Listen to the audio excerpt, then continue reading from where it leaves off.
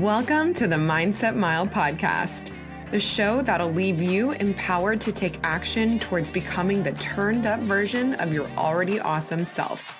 I'm your host, Aisha Zaza, and I'm so glad you're here.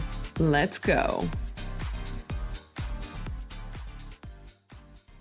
Hello, fam. Happy Monday, and welcome back to another episode of the Mindset Mile podcast. If you are someone who celebrates Easter, then I hope you had a wonderful Easter. My daughter Shiloh is just over 2.5, and so she is really starting to have a lot of fun with, holidays now. I felt like even Christmas, like she kind of understood what was going on, and it's so true that kids just make holidays feel so special. It's reliving the purity and innocence of life, and the fun through them is just so rewarding. It was adorable. So anyways, today I want to chat about thoughts. Did you know that on average, your brain processes anywhere between 12 and 60,000 thoughts per day? That's a lot of thoughts. And of those thoughts, about 80% are negative. 80% are negative. And 95% were the exact same repetitive thoughts as the day before. Isn't that crazy? 95% of the thoughts you had today are the same or very similar thoughts you had yesterday. So, given these stats, wouldn't you say it's in our best interest to make sure we're taking a constant audit of what our thoughts are? As creatures of habit, it's so important to make sure you're telling yourself a message that serves you. Because if, by default, your brain is going to repeat thoughts from the day before, then you can see how easy it is to believe the negative thoughts you tell yourself. And our thoughts are not harmless. They dictate everything. They dictate our behavior, our moods, and our habits, which ultimately dictate the quality of our lives. So please hear me when I say that if you aren't where you want to be right now in any area of your life, you've got to get your thoughts about it in check and about yourself in check, because those are probably the very things that are holding you back. So we are in the thick of life right now in my house. My husband's job is demanding as it is, but as for the last few months, he's been using every waking second that isn't used for sleep, work, or to be with the kids, studying for a test and interview for a promotion.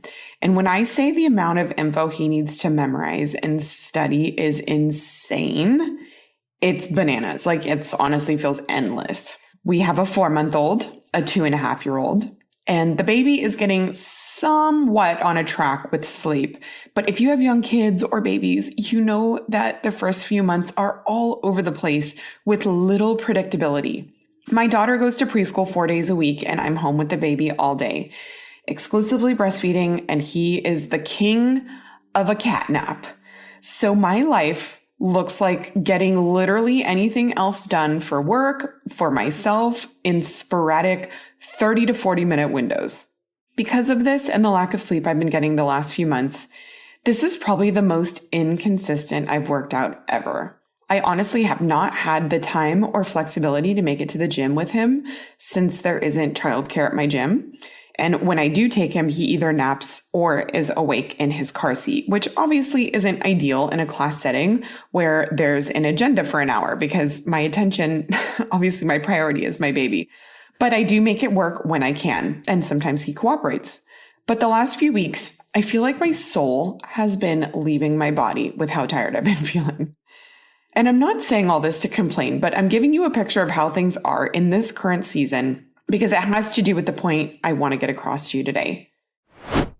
Want to know the most underrated form of self-care? Sleep. I am all about prioritizing sleep as a part of my self-care. And since we spend 1/3 of our lives in bed sleeping, I love luxury bedding. Cozy Earth is my go-to brand when it comes to all things bedding, and I especially love their best-selling bamboo sheets. They're temperature regulating and incredibly soft. They're the first sheets I've used where I can feel a noticeable difference every time I get into bed. Cozy Earth provided an exclusive offer specifically for my listeners, so you can enjoy 35% off your entire online order when you use code MindsetMile. Enjoy.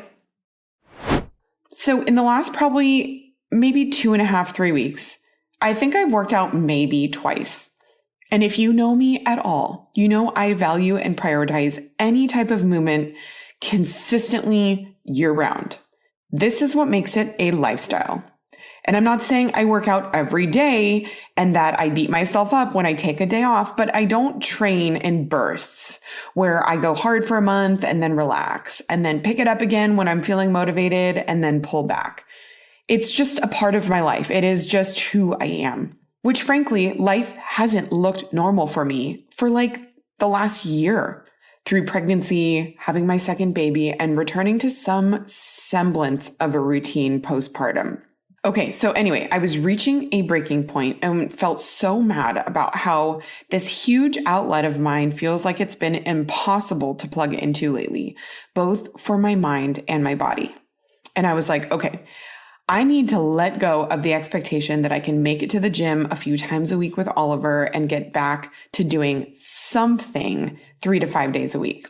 In the last, I'd say week and a half or two, Oliver's first nap has started to slightly get longer. So I decided I'm committing that time to get a ride in on my Peloton. So I was on my Peloton the other day and I just wasn't in the best mood. And I was feeling anxious, anticipating that he was going to wake up early when I was finally able to get on my bike. I started future tripping and thinking about how I'm never going to be able to do anything for myself again without getting interrupted, that I'll never have flexibility again. Why aren't I able to manage this better? I'm never going to be able to race again or get in the shape I was before having Oliver. All of this garbage was taking away from the thing I wanted most, which was to get some type of exercise in. These thoughts were making me upset to the point I could feel my chest getting tight. And all over what? Thoughts that were not solution-oriented, positive, and that didn't serve me.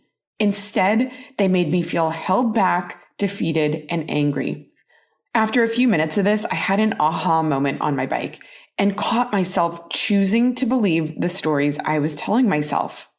It's like I realized that this was just the script I've been playing over and over and over, which isn't serving me. So intentionally, I started to tell myself thoughts that made me feel better.